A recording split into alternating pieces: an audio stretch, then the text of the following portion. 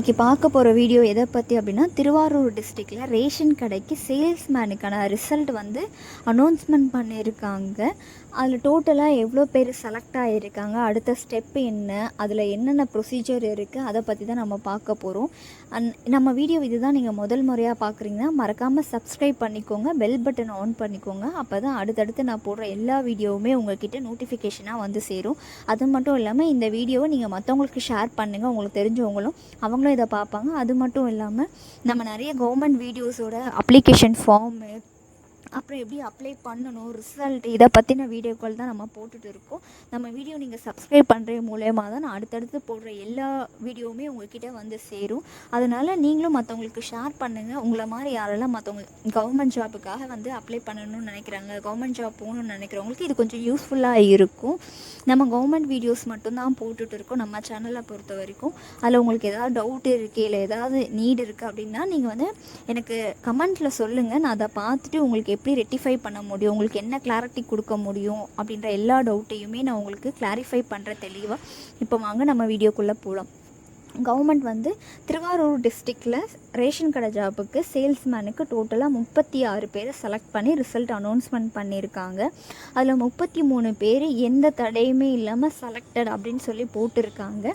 Balance இருக்க 3 பேர் மட்டும் என்னன்றது நான் லாஸ்ட்டில் சொல்கிறேன். இந்த 33 பேருமே என்றைக்கு ஜாயின் பண்ணணும், எந்த வார்டில் இருக்க ரேஷன் கடை, எந்த தொகுதி, அவங்களோட சேல்ரி என்ன, அதாவது நம்மளுக்கு ஆல்ரெடி தெரியும் அவங்களோட சேல்ரி 1 இயர் வரைக்கும் பெர்மனெண்ட் இல்லாத 6500 சேல்ரி, பெர்மனெண்ட் ஆனதுக்கப்புறம் அவங்களோட சேல்ரி 1 இயர்க்கு அப்புறம் பெர்மனெண்ட் ஆயிடுவாங்க. அவங்களோட சேல்ரி ஆட்டோமேட்டிக்காக இன்க்ரீஸ் ஆயிரும் அப்படின்ற ஒரு விஷயம். நெக்ஸ்ட்டு நான் சொன்ன மாதிரி அவங்களுக்கு எல்லாமே ஃபர்தராக கொரியரில் வரும். எப்போ ஜாயின் பண்ணணும், அவங்களோட டேட் ஆஃப் ஜாயினிங் என்ன அப்படின்ற எல்லாமே வந்து அவங்களுக்கு கொரியரில் வந்துடும். அதை பார்த்து அவங்க வந்து அப்பாயின்மெண்ட் ஆர்டரை வச்சு நம்ம இது பண்ணிக்கலாம். இது வரைக்குமே வந்து அப்ளிகேஷன் ஃபார்மோ, ரிசல்ட்டோ, ஆல் டிக்கெட்டோ இது எல்லாமே நம்ம ஆன்லைனில் தான் எடுத்துகிட்டு இருந்தோம்.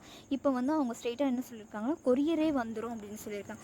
அப்போ நீங்கள் என்ன பண்ணணும்னா, இப்போது உங்களுக்கு ஒரு கொஞ்ச நாள் ஒரு 1 மந்த் கிட்ட வெயிட் பண்ணி பாருங்கள். உங்களுக்கு அப்பாயின்மெண்ட் ஆர்டர் வரல அப்படின்னா தயங்காமல் நீங்கள் போஸ்ட் ஆஃபீஸ் போயிட்டு உங்களோட கொரியர் ஏதாவது வந்திருக்கா, உங்கள் நேம்க்கோ உங்கள் அட்ரஸ்க்கோன்னு பாருங்கள். அதேமாதிரி அன்னோன் நம்பர் ஏதாவது உங்களுக்கு கால் வந்தால் அதை செலக்ட் ஆன இந்த 33 பேருமே தயவு செஞ்சு அன்னோன் நம்பர் வந்து அவாய்ட் பண்ணாமல் ஃபோன் எடுத்து பேசுங்க. அப்போ தான் யாருக்கிட்டேருந்து கால் வருதுன்றது உங்களுக்கு தெரியும்.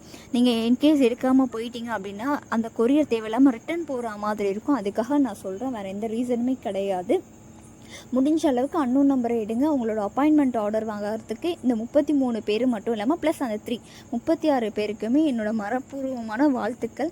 பேலன்ஸ் நான் சொன்ன அந்த 3 கேண்டிடேட் இருக்காங்களே, அதாவது ரிஜிஸ்டரில் இருக்க அந்த order wise serial number wise 34, 35 and 36 இவங்களை ஏன் நான் லாஸ்ட்டாக சொல்கிறேன் அப்படின்னு சொல்லியிருந்தேன். நீங்கள் பார்த்தீங்க அப்படின்னா அவங்கள வந்து ஹோல்ட் பண்ணியிருக்காங்க. அவங்களுக்கு சில இஷ்யூஸ் இருக்குது, அவங்களோட ஏதோ ஒரு இஷ்யூஸ் இருக்குது.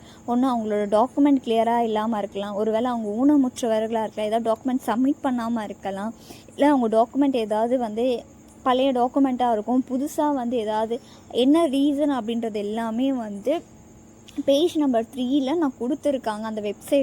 அந்த வெப்சைட்டில் நீங்கள் போயிட்டு மனு தாக்குதல் பண்ணலாம் அப்படின்னு சொல்லியிருக்காங்க.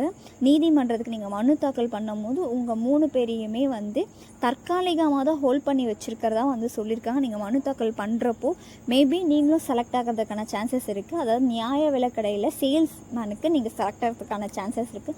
நானுமே கடவுள்கிட்ட ப்ரேயர் பண்ணிக்கிறேன் நீங்கள் செலக்ட் ஆகணும்னு சொல்லிவிட்டு இந்த 3 பேருமே நீங்கள் போயிட்டு உங்களோட மனு என்னவோ நீங்கள் அதை கரெக்டாக அந்த வெப்சைட்டில் போய் மறக்காமல் பண்ணிடுங்க. டிலே பண்ணாதீங்க. ரிசல்ட் இன்றைக்கி வந்திருக்கா, நீங்கள் நாளைக்கே வந்து அந்த மனுவை உங்களோட மனு என்ன, உங்களோட விஷயம் என்ன, எதனால் உங்களோட ஹோல்ட் பண்ணியிருக்காங்க அப்படின்ற ஒரு ரீசனை தெரிஞ்சுட்டு அதுக்கான மனுவை கொடுங்க. இதுதான் நான் சொன்ன அந்த 3 பேர் மட்டும்தான் இப்போதைக்கு ஹோல்ட் பண்ணியிருக்காங்க. மீதி 33 பேருமே நிர்ணயிக்கப்பட்ட ரேஷன் கடை ஊழியராக நிர்ணயிச்சிருக்காங்க. சேல்ஸ்மேனுக்கு இந்த 3 பேரை தவிர மீதி எல்லாருமே செலக்டட். இந்த 3 பேர் மட்டும்தான் ஹோல்ட் பண்ணியிருக்காங்க. நம்ம வீடியோவில் உங்களுக்கு இதுக்கு மேலே ஏதாவது டவுட்டு இருக்குது அப்படின்னா மறக்காமல் கமெண்ட் பண்ணுங்கள். அந்த டவுட் என்னன்றதை நான் சொல்கிறேன். இல்லை உங்களுக்கு வேறு ஏதாவது பற்றின வீடியோ வேணும் அப்படின்னு நீங்கள் நினைக்கிறீங்க அப்படின்னா அதுக்கான கமெண்ட்டும் பண்ணுங்கள். நான் அடுத்து என்ன வீடியோ போடணுன்றதை நீங்கள் சொல்லுங்கள். நான் அதுக்கு வீடியோ நான் ப்ரிப்பேர் பண்ணி என்னன்றதை நான் எல்லாமே நான் உங்களுக்கு போடுறேன். என் வீடியோ இது வரைக்கும் பார்த்ததுக்கு தேங்க்ஸ். மறக்காமல் சப்ஸ்கிரைப் பண்ணிக்கோங்க.